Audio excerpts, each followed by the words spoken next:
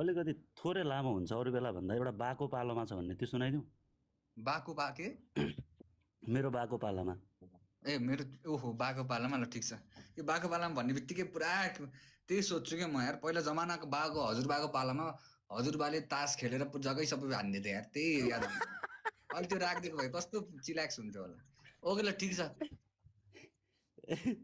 ल सुनौ, मूर्खटाचीबाट पनि केही जाओस् है। म यत्तिकै बस्छु, सबैजना कानमा इयरफोन लगाउनु, सुदिङ तरिकाले सुनाउनुहुन्छ। Let's listen him. ओके दाइ सुरु गरिदिए ल। यसको दाइ यो लास्ट लाइनतिर अलिकति त्यो बाको पालामा भएकोले मैले पुरानो र अहिलेको जेनेरेसन मिसाएको त अलिकति थोरै राजनीतिलाई व्यङ्ग्य हुन्छ, कसैले नराम्रो नमान्नु होला है। Okay sir. नरोएको आँखा अनि नदुखेको मन कसको होला र? दुःख नगरेको जीवन अनि चितामा जलेर नसकिएको शरीर कसको हुन्छ र?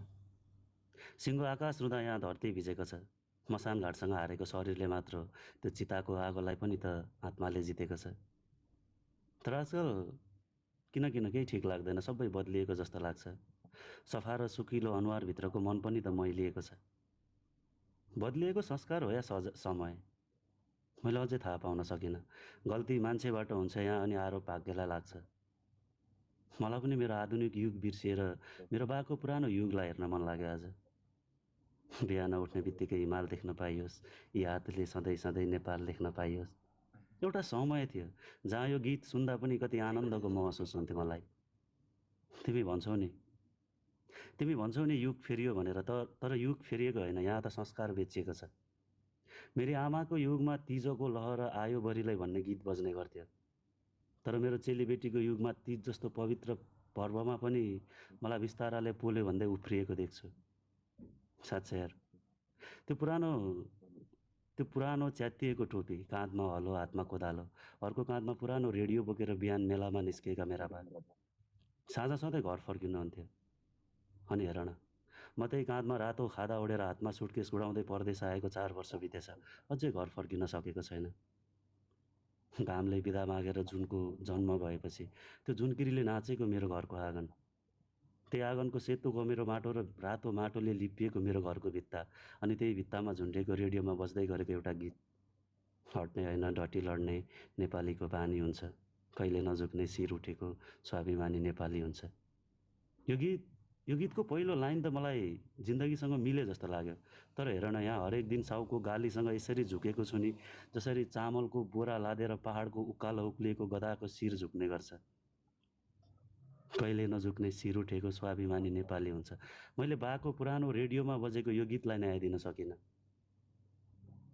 अक्सर मान्छेहरूले भनेको सुन्छु समय फेरिन्छ भनेर, तर समय उस्तै छ, मान्छे फेरिन्छ अनि संस्कार बेचिन्छ यहाँ। त्यो ठुलो ठुलो बिल्डिङको सपनाले त्यो प्रिय माटोको झुपडीको अस्तित्वहरू यसरी सकिदिए नि आज, जसरी त्यो 2058 2 महिना 19 गते त्यो एउटा कालो रातले श्रीपेजको अस्तित्व दबाएको थियो। थाहा छ तिमीलाई, मेरो बाको पालोमा मान्छेमा भावना हुन्थ्यो, अहिले स्वार्थ छ। मेरो बाको पालोमा जन्ती र मलामीमा खुसी र पीडा हुन्थ्यो, अहिले मलामी नजाँदा छिमेकी रिसाउला कि भन्ने बाध्यता हुन्छ।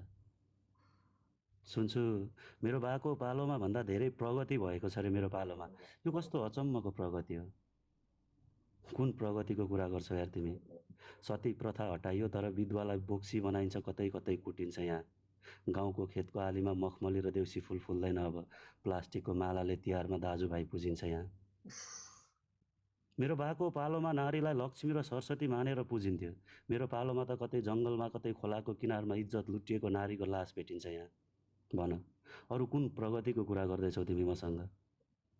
न त्यो मलिलो बारीको माटोले पुरानो काठको हलो पाएको छ, न गैरी खेतले औषधि नमिसिएको शुद्ध अन्न फलाएको छ, न रेडियोले सत्य र साँचो समाचार बजाएको छ, न गर्वले सूर्य र चन्द्रमा बोकेको मेरो देशको झन्डा फरफराएको छ।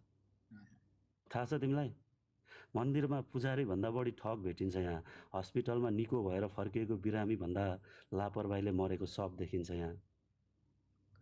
मेरो बाको हातमा मैले कहिले पार्टीको झन्डा नै देखिनँ। जतिपल्ट फर्केर हेरे पनि मेरो बाको पालोमा केवल देशको झन्डा फरफराएको भेटिन्छ। खै थाहा छैन यार, प्रगति भयो या संस्कार मासियो, मैले अझै बुझ्न सकिनँ। युवालाई बेचिन्छ प्रदेश प्रगतिकै लागि, युवालाई बेचिन्छ प्रदेश प्रगतिको नाममा, छिमेकीले छिमेकी नै लुट्छन् सहानुभूतिको नाममा, सोझोलाई जेलमा अनि अपराधीलाई लुकाइन्छ यहाँ, बलात्कारपछि हत्या हुन्छ एउटा फुल्दै गरेको कोपिलाको, उसको इज्जतको मजाक बनाइन्छ मिडियामा, तर बलात्कारीलाई पावरको आडमा भगाइन्छ यहाँ। कुन प्रगतिको कुरा गर्छौ यार तिमी? न लगाइन्छ सुपारीमा रङ, न गाउँको छिमेकी बोलाइन्छ यहाँ, न लिपिन्छ आँगन, न बनाइन्छ जग्गे, पार्टी प्यालेसमा छोरीको कन्यादान सकिन्छ यहाँ, न चिता सजिन्छ, न रुन्छन् आफन्त नै। ओके, आउनु दाइ अनि भन्छु।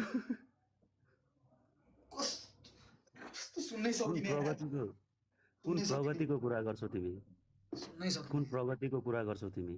न लगाइन्छ सुपारीमा रङ, न गाउँको छिमेकी बोलाइन्छ यहाँ, न लिपिन्छ आँगन, न बनाइन्छ जग्गे, पार्टी प्यालेसमा छोरीको कन्यादान सकाइन्छ यहाँ, न चिता सजिन्छ, न रुन्छन् आफन्त नै, लास पनि त आगो बाल्ने मिसिनमै जलाइन्छ यहाँ।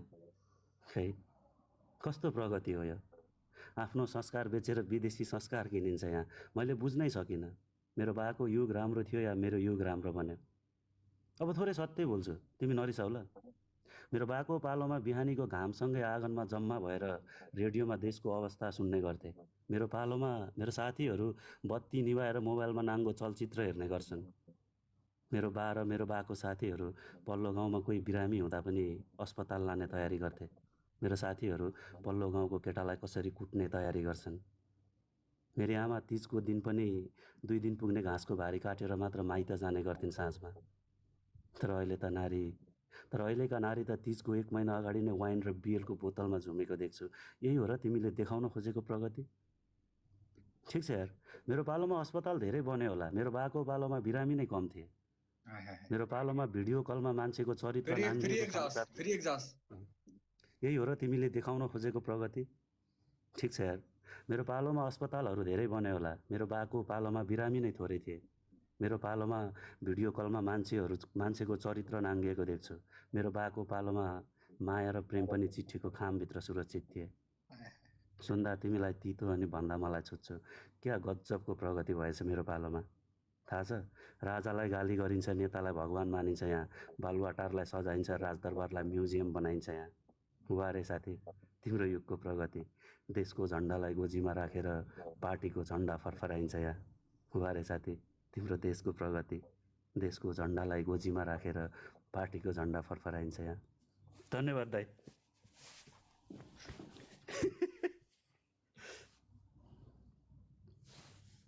लर्ड मुर्कट्टा के यालोआरडी GOAT मुर्कट्टा। म यार कसम भनेको कहाँबाट यो शब्द भेट्छन्, कहाँबाट यो यताउति यो कसरी भेट्छ, कताबाट पाउँछ, टाइम कहाँबाट निकाल्छ? यत्रो समय आफू काम पनि जानुपर्छ होला, घरमा बुढीलाई भिडियो कल पनि गर्नुपर्छ होला, बालबच्चासँग कुराकानी पनि गर्नुपर्छ होला, सबै आमा बाउसँग नि हाई हेलो हुन्छ होला, साथीसँग खाना पनि पकाउनुपर्छ होला, टाइम कहाँबाट पाउँछौ राजा लेख्नलाई? यस्तो हो है, त्यो सबै कुरा म्यानेज गरेर माइन्डमा एउटा कुराले हिट गर्छ कि महिना दिनमा 1 दिन चाहिँ कुललाइकोमा जोइन हुनुपर्छ, बेस्ट दिनुपर्छ भन्ने हुन्छ क्या दाइ दिमागमा।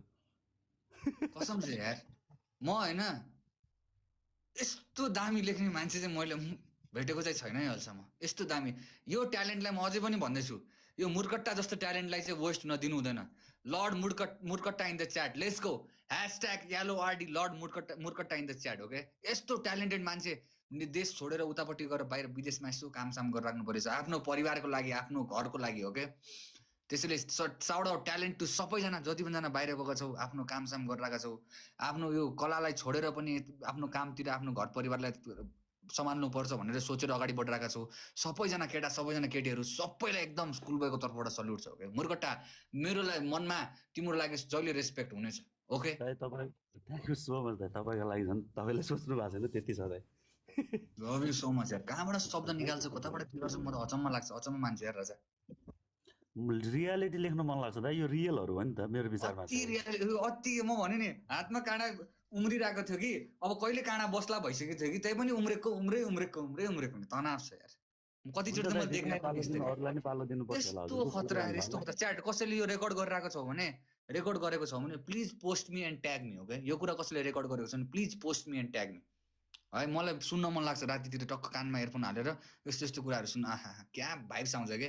ओके मस्ट लभ एभ्रीवान सबलाई माया छ ओके मुर्गट्टा थ्याङ्क यू दाइ so much for joining let's go for दाइ पमिताजी दाइ माथि काम पमिताजी म यही छु त हुन्छ ल होइन दाइलाई भने दाइ म नोमिनेट भयो नि ए भइसक्यो तिमी नोमिनेट भयो ल ल ओके दिदी भाइ बस दाइ न म दिदीले हुन्छ हुन्छ म तपाईँले गाएपछि जान्छु दिदी डराउनु हुन्छ दाइ मै बसेँ एकैछिन ल नडराउनु ल न त्यसरी ल हुन्छ पमिताजी जी छन् त मति नै याना ढेवा मोरु के ढेवा मोर